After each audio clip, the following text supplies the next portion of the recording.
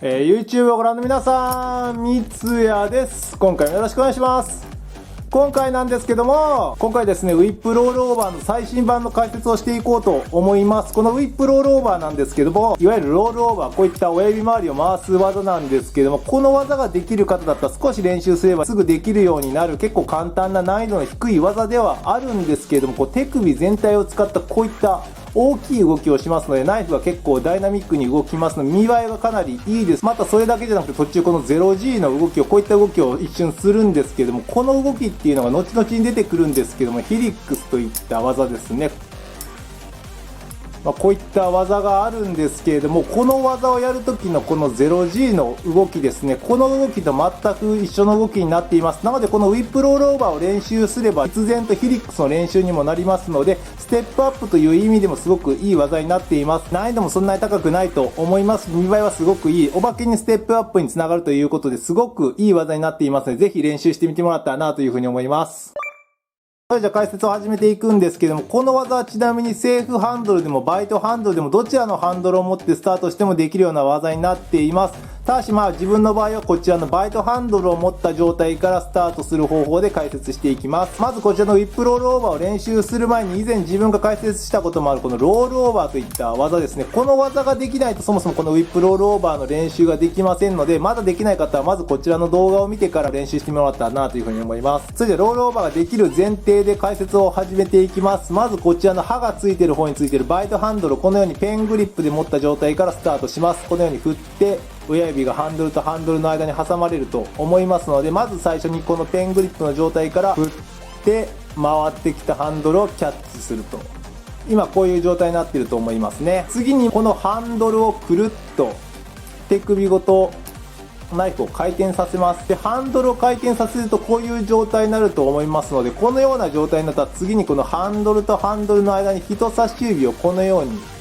入れます。入れたら次にこれをこのまま手前にクイッと引っ張ってきて、他の手をパッと離します。そうすると人差し指周りを一瞬このようにナイフが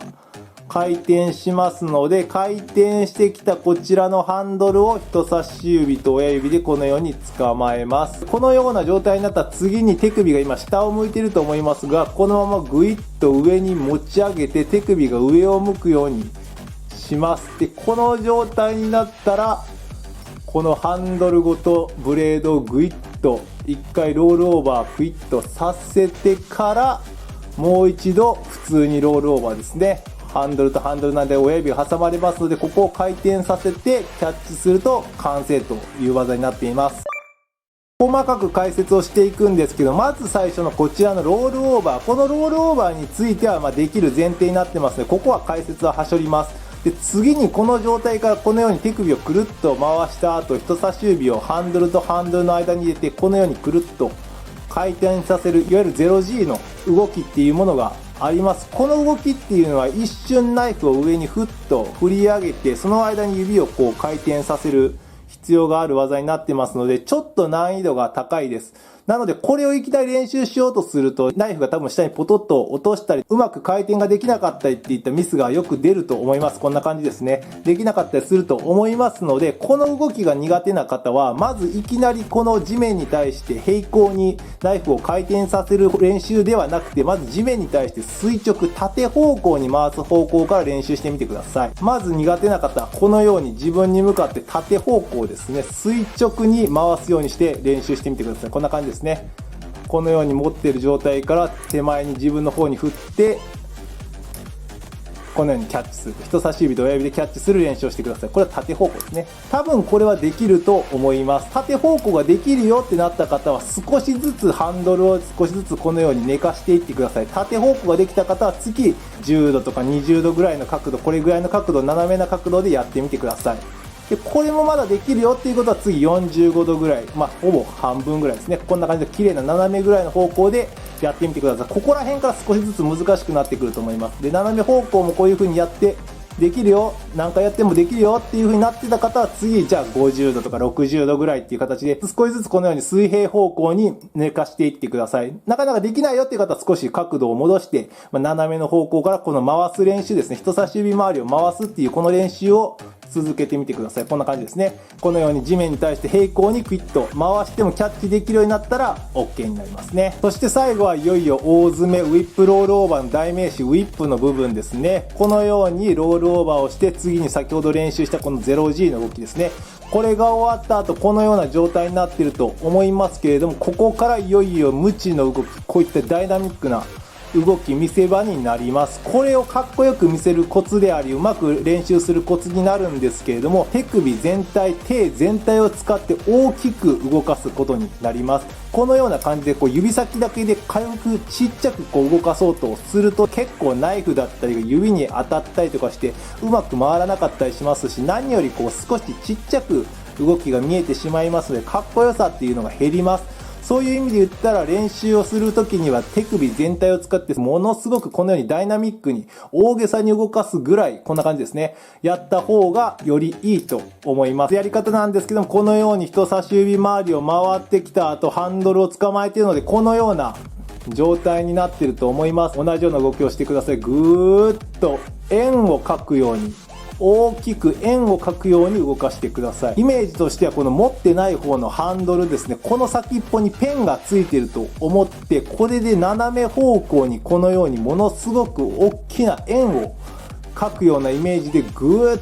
とこのようにグイグイグイっと回してあげるイメージで振ってあげるとやりやすいかなと思います。このままグイッと引っ張り上げてしまうと、このようにハンドルとブレードの間に親指が挟まってしまうと思いますので、この状態になったらくるっとハンドルを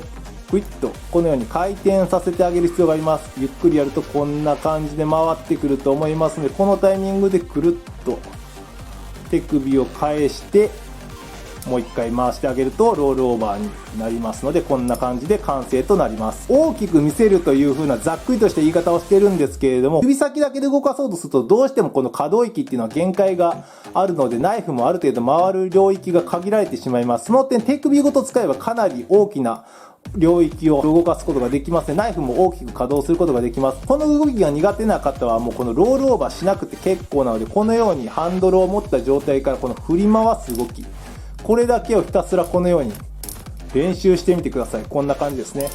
もうひたすらナイフをこうムチのようにくるくるくるくるこう回すような感じで、こんな感じで練習してみてください。これくるくるくるくるくるくるくるくるこうやって回してあげるだけでも結構練習になりますので、こんな感じでやってあげるといいかなというふうに思います。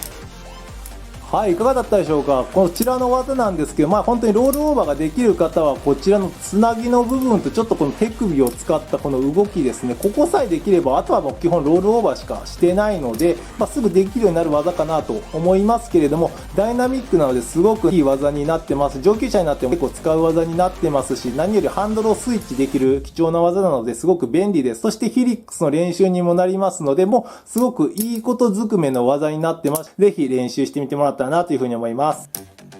はい、じゃあ今回ですね、こんなところで終わろうと思います。ご視聴ありがとうございました。また次回よろしくお願いします。それでは。